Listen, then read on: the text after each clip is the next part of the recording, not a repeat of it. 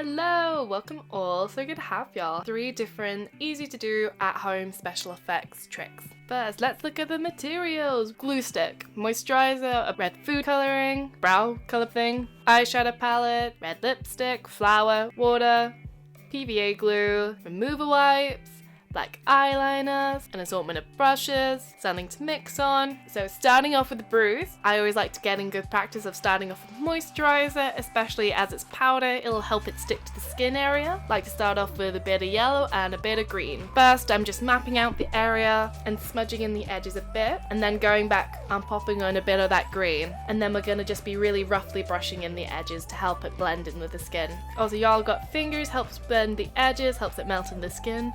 So as we add the darker colors, starting with the pink, we'll keep it closer to the center area, as you can see just there.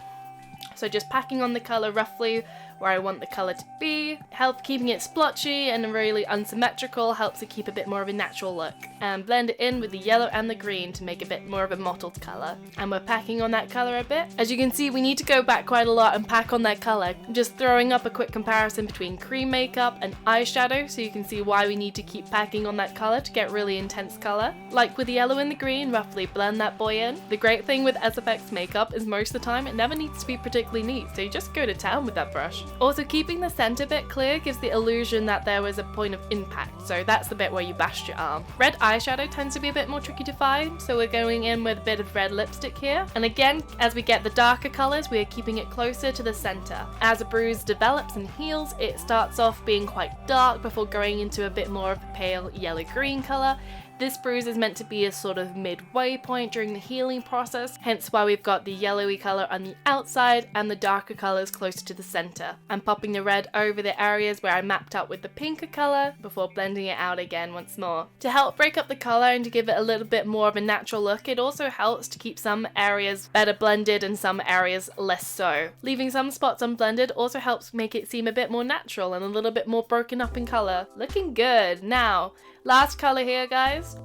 Just going in with a darker purple color. Looking for a purple on the eyeshadow palette, try and stay to a color that's just a little bit more plum color. Alright, and this one we're putting on just a little bit in the area really near the center just to help intensify the darker shading. Again, keeping it nice and messy is always the best method to go for, and just really roughly blending is a good tactic too.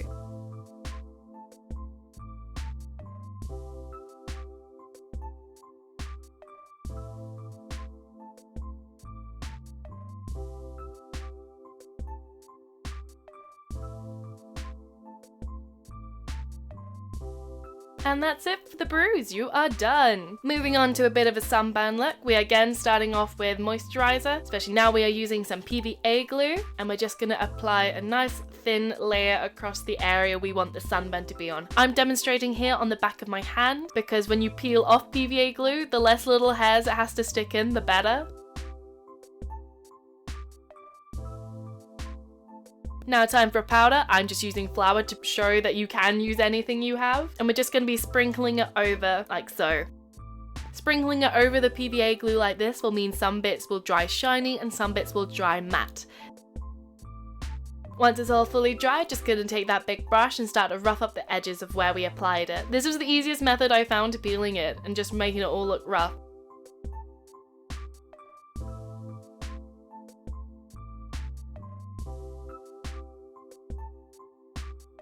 Once you start around the edges, start going to the center and really start going to town. The key here is to rough up and make some kind of holes in it, kind of push it around a bit, but still leaving enough on that it gives the illusion of peeling skin.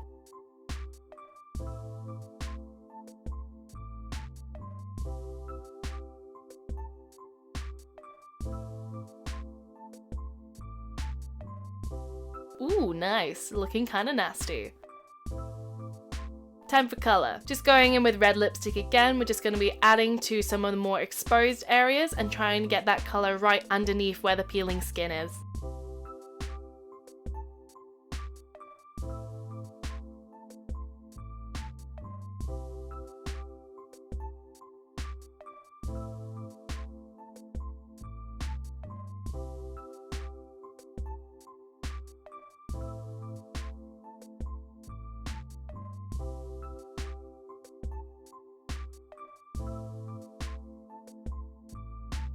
Going in with a smaller brush for some of the smaller areas and just adding that red color again. Hopping closer for just a second, you can see we're going to keep the darkest color, the most saturated red, closest towards where the peeling skin is lifting from our real skin. And we're just going to add a little bit here, a little bit more there, brushing it all down, make it look all red and irritated. Going in with the lighter pink color, we're just going to be extending where we've already blended that red lipstick color.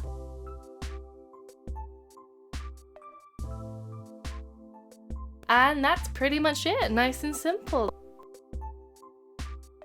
Alright, last look. Gonna start off with taking a glue stick and just shaving off 3 little piles. I can tell you now that was so satisfying doing that. Taking the brow color and just add some brown to a pile and start mixing that in. It will seem a little tricky at first, but don't worry, it does incorporate all well together. And mixy mix. And we got our first pile, looking kind of like mud. Nice. The second pile I made a little bit too big, so I'm just going to quickly half that, and then we're going to add some of that red lipstick color, just shave a little bit off and add that in. Start mixing it in. Mixy mix. I know it seems quite bright, but don't worry, this is going to mix in with other colors and just bring out some nice different notes. Sweet, we're looking good, guys. Alright, now we're going to add some food coloring, and I accidentally added a little bit too much, so it took quite a while for it to all mix together, but it does all come together in the end. Also, just quick shout out, remember that if you're using food coloring, there is a possibility it might stay in the skin, but when we're applying it, you'll see how I try and get around that. Just nabbing a little bit here so we can try and incorporate it a little easier.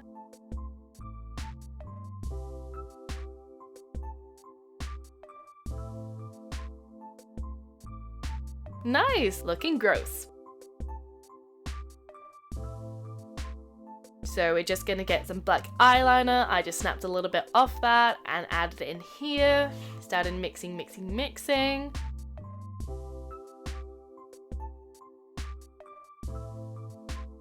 The color from the first one ended up looking a bit too light grey, so I just quickly added a little bit extra black eyeliner. And sweet, we've got all our colors. So we're gonna take that dark brown color and map out where we want our scab to be. After we've plopped that on, we're gonna take some water on a brush and just start brushing around those edges. As you can see, some of the color is coming out, and that's great. Right on top of that, we're going to go in with the really dark red with the food coloring. This is going to be the main body of the scab, and that's where you can see all the dried crusty blood from. Gross. Again, going in with water and a brush, we're going to just start blending that in with the brown undercolor. As you can see, some color is coming out of the food coloring, and we're going to just use that to make it seem nice and irritated around the edges. You don't need to do too much, luckily, so just keep it nice and close to the scab. Alright, we're going to add in that lighter color, and once more, getting the brush and water. We're going to use the brush in a bit more of a stippling motion to try and push that color into the darker red and kind of get the two to mix together a little bit, so you get a little bits which are darker, little bits are lighter.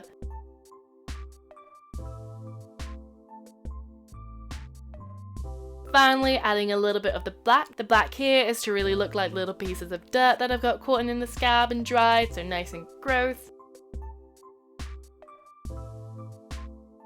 Alright, zooming in, how are we looking? And we're just gonna stipple again that color and blend it out around the edges to make sure it's not too intense.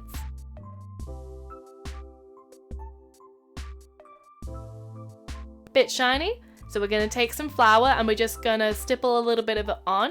The flour again is going to stick to parts of the glue and help it dry matte, leaving other bits shiny so we get this nice textured top. I'm quickly brushing off some excess, and as we move in closer, just start patting on the color so it becomes less white and more incorporated with the scab. And that's us done. Thank you all so much for watching. If this is the kind of content you like to see, do feel free to hit subscribe. Feel free to leave a comment. I'd love to hear how you're getting on with them. It was lovely having y'all here, and take care.